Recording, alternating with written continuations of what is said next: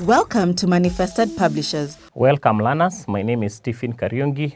Today we continue with our topic of discussion and we are going to look at the structure and function of veins. So that is number 3, veins. We have already discussed the structure and function of arteries, capillaries, and then we are discussing the structure and function of the veins. Now first, it's important to understand that veins carry blood back to the heart. Veins carry blood back to the heart, and this blood is usually at a low pressure. This blood is usually at a low pressure, and therefore it means that there is a chance that if this blood is flowing at a low pressure, there is likely to be backflow. There is likely to be backflow of blood, especially when it is flowing against the gravity, maybe from the legs upwards. And that is why throughout the length of veins, there are valves, and those valves prevent the backflow of blood. So basically, we can say that veins carry blood from the body tissues back to the heart. Back to the heart. And this blood is usually at a low pressure. At a low pressure.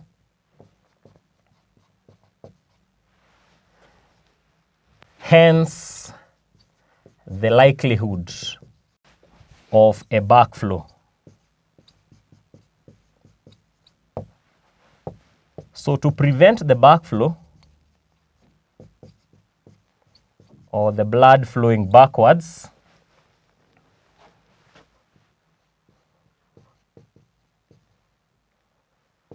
there are valves along the length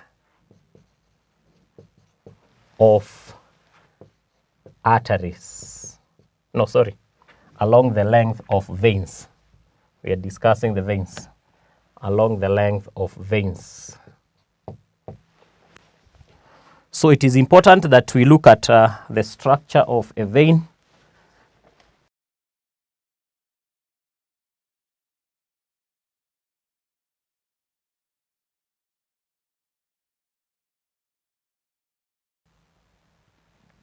The vein, just like the artery, has 3 walls.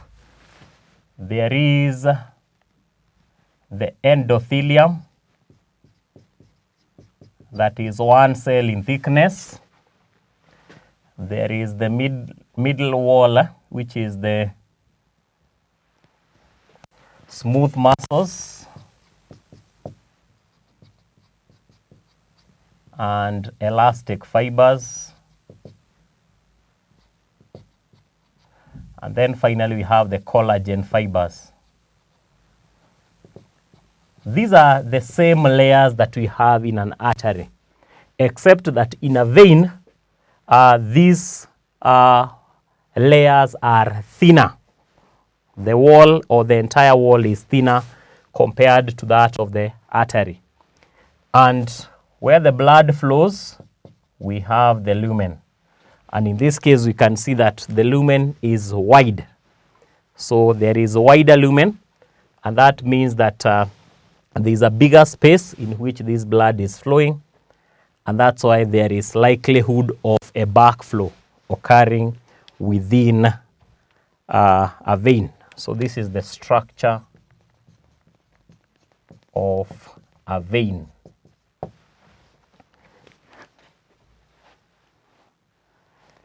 In terms of the adaptations,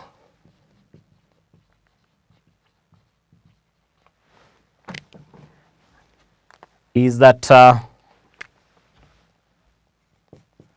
The walls of veins are thinner, or they are less thick,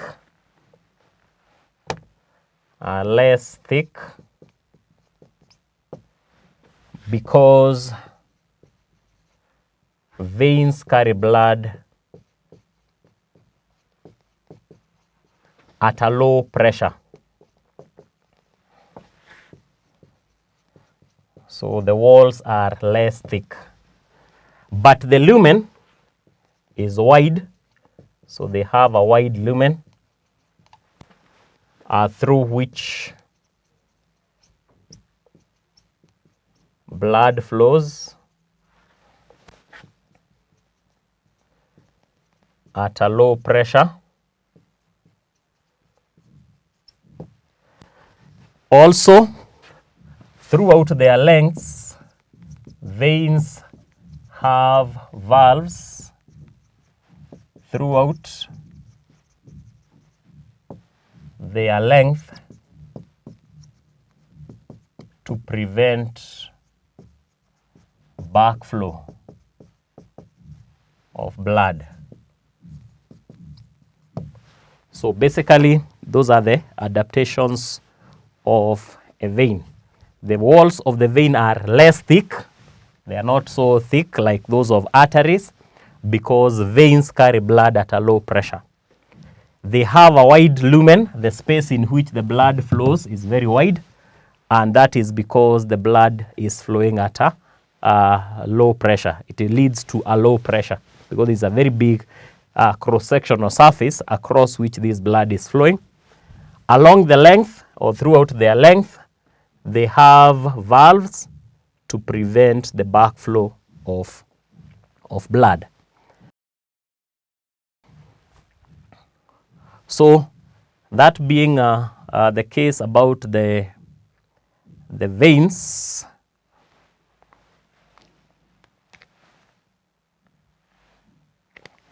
we'll have an assignment.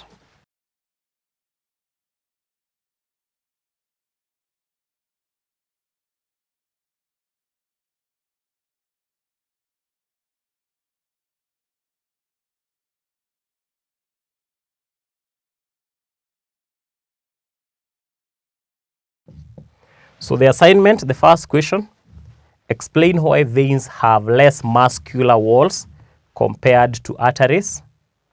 Number 2, state the function of valves along the length of veins. Number 3, what is the function of veins in the body? So generally, that marks the end of veins, and we'll stop there until next time. Goodbye.